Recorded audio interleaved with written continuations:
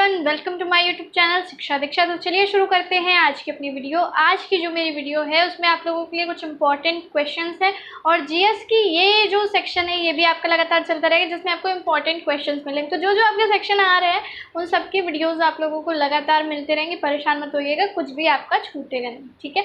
तो अगर अभी तक आपने इस चैनल को सब्सक्राइब नहीं किया तो जल्दी सब्सक्राइब कर लीजिए, बेल आइकन को प्रेस कर लीजिए और आप मुझे इंस्टाग्राम पे फॉलो कर सकते हो। लिंक जो है वो आपको डिस्क्रिप्शन में मिल जाएगा। लोग मुझसे काफ़ी दिन से बोल रहे थे कि मैम वो वाला भी सीरीज़ स्टार्ट कीजिए जिसमें आप काफ़ी सारे क्वेश्चंस बताती थी, तो मैंने कहा ठीक है चलिए मिक्स्ड वाले जो हैं या फिर अगर कभी हुआ तो पर्टिकुलर जो कुछ क्वेश्चंस होते हैं पर्टिकुलर किसी सब्जेक्ट के ऊपर रिलेटेड वो वीडियोज़ भी हम लोग लाया करेंगे बहुत ही जल्द।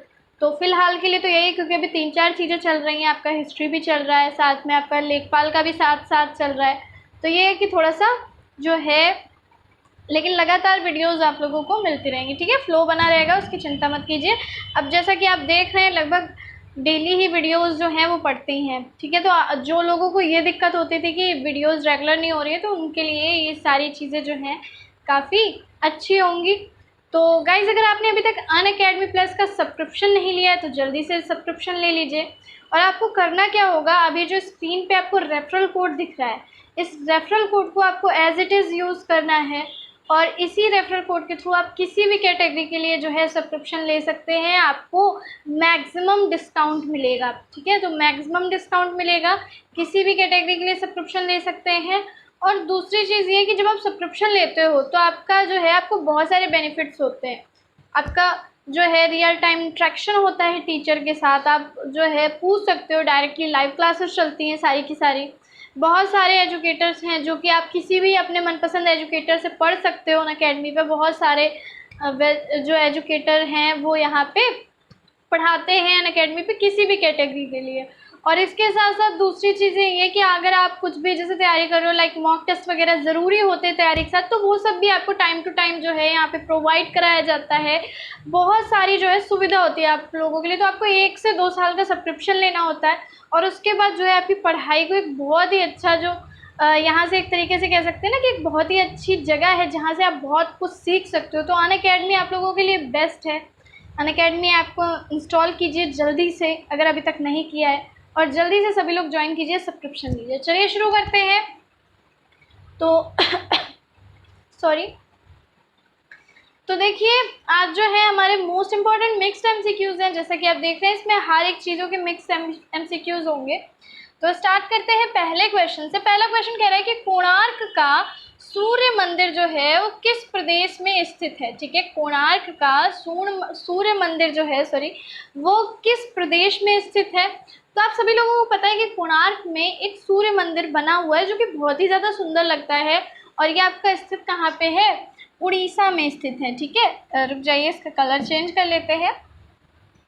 कहाँ पे स्थित है, उड़ीसा में स्थित है, याद रखिएगा।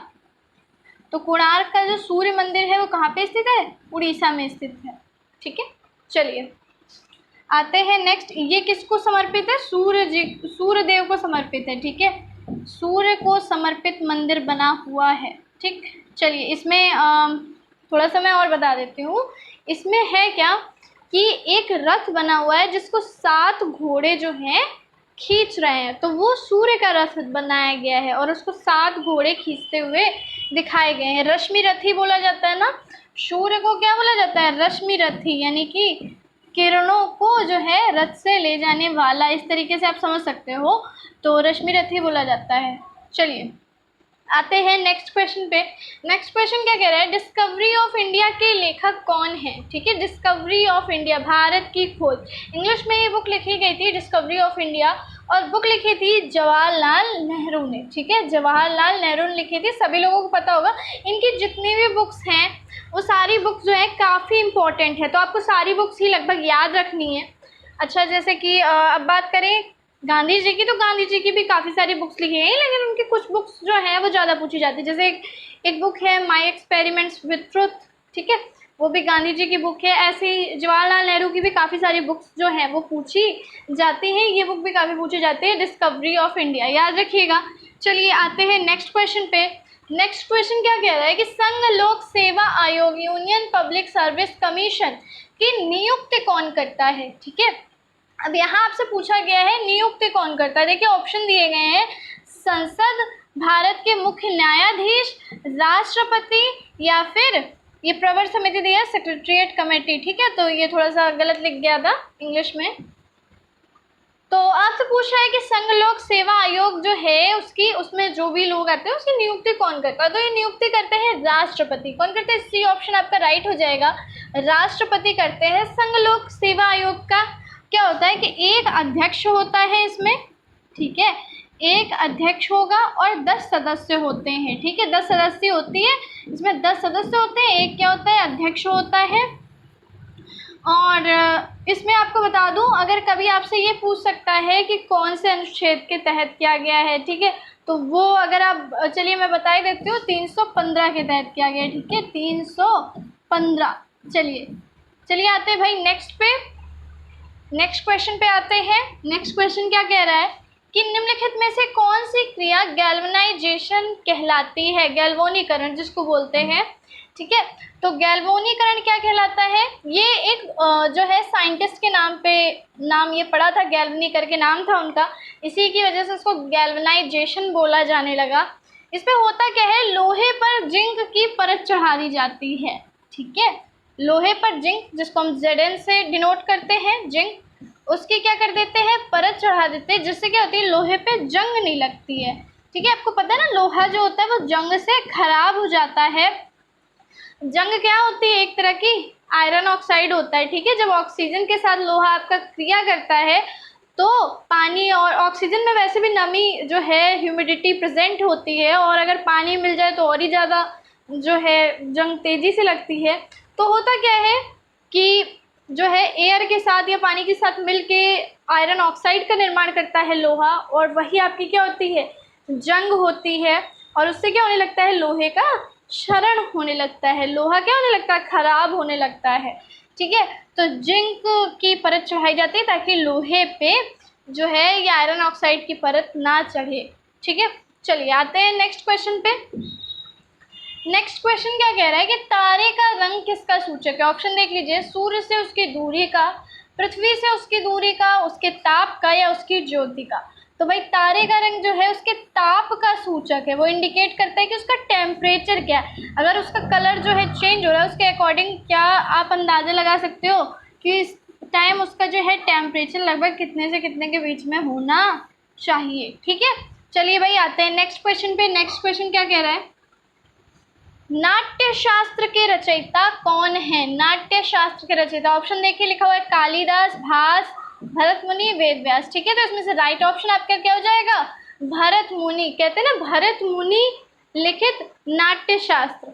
ठीक है, तो नाट्य शास्त्र जो है उसमें क्या है कि बहुत सारी जो है डांस की भी मुद्राएं बताई गई हैं, नृत्य की मुद्राएं बताई गई। तो जितने आपके शास्त्रीय नृत्य होते हैं ना, शास्त्रीय नृत्य, वो इसी नाट्य शास्त्र पर आधारित होते हैं।